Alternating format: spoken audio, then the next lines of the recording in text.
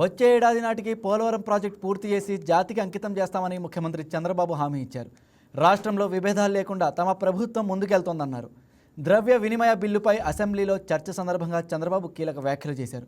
గత ప్రభుత్వ హయాంలో ప్రభుత్వ ఆస్తులను తాకట్టు పెట్టి అప్పులు చేశారని విమర్శించారు. ఇష్టం వచ్చినట్లు అప్పులు చేసి ప్రజలపై భారం మోపారంటూ మండిపడ్డారు. రాష్ట్రంలో ఆర్థిక ఇబ్బందులు ఉన్నప్పటికీ తాము హామీ ఇచ్చిన పథకాలు కొనసాగిస్తున్నామని తెలిపారు. రాజధాని అమరావతిని కేంద్ర ప్రభుత్వ సహకారంతో ప్రపంచం మెచ్చుకునేలా మారుస్తామని తెలిపారు. ఎన్నికల్లో వైసీపీకి విపక్ష హోదాకు తగ్గట్లు జనం కనీస సీట్లు ఇవ్వలేదని సెటైర్లు వేశారు. కానీ ఇప్పటికీ వైసీపీ నేతలు ఎలాంటి బాధ్యత లేకుండా మాట్లాడుతున్నారని చంద్రబాబు ఆగ్రహించారు. ఈరోజు గర్వంగా చెప్పగలుగుతున్నా, ఆ రోజు ఈరోజు పోలవరం ప్రాజెక్టు సాధ్యమైందంటే అది ఎన్డీఏతోనే సాధ్యమైంది. ఆ రోజు మనందరూ అక్కడ గుర్తుపెట్టుకోవాల్సిన అవసరం ఉంది. హౌస్లో ఏవైతే తెలంగాణలో ఉన్న 7 మండలాలు ఇవ్వకుండా పోలవరం నేషనల్ ప్రాజెక్ట్ చేసుంటే అది సాధ్యమయ్యేది కాదు. మొట్టమొదటిసారిగా మోడీ గారు ప్రధానమంత్రి అవుతానే పార్లమెంటు సమావేశాల కంటే ముందే 7 మండలాలు ఆంధ్రప్రదేశ్కి ఇవ్వడానికి ఆర్డినెన్స్ పాస్ చేసి తర్వాత సమావేశం పెట్టారు.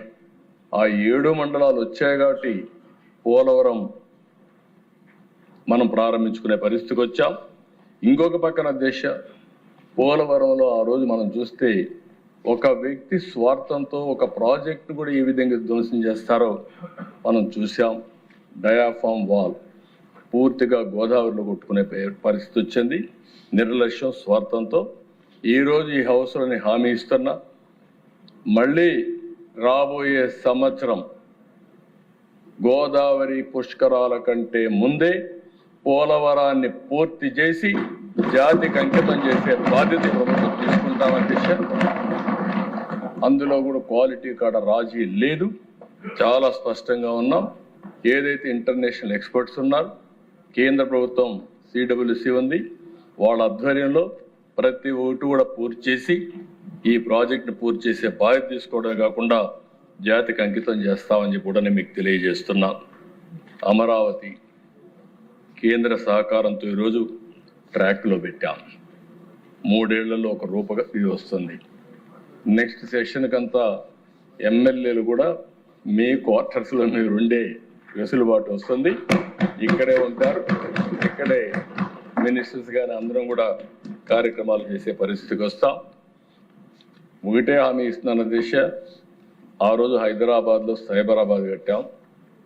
ఈరోజు హైయెస్ట్ పర్ క్యాపిటా ఇన్కమ్ తెలంగాణకు వచ్చే పరిస్థితి వచ్చింది.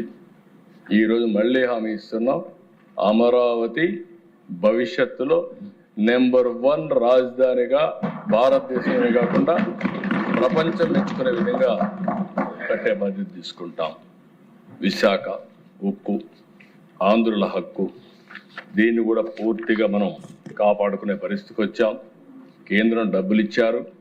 డబ్బులు ఇచ్చిన తర్వాత Please subscribe to YK TV Network. Please subscribe to YK TV. Please watch YK News.